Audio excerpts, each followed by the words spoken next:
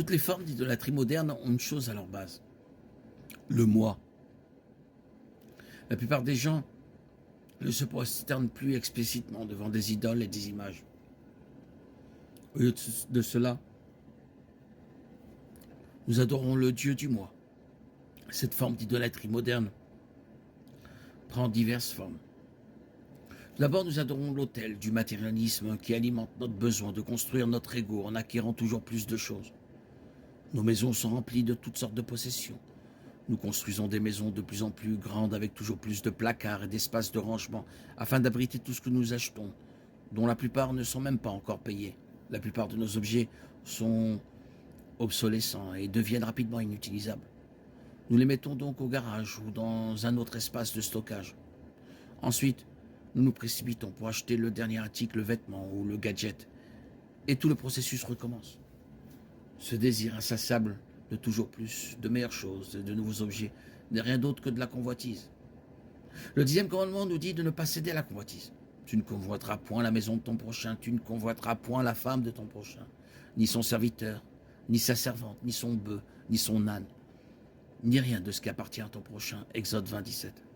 Dieu ne veut pas seulement nous empêcher de faire des achats.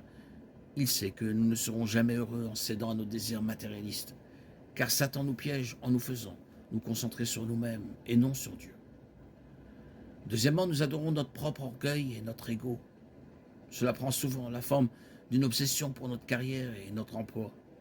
Des millions d'hommes et de plus en plus de femmes passent 60 à 80 heures par semaine à travailler, même le week-end et pendant les vacances.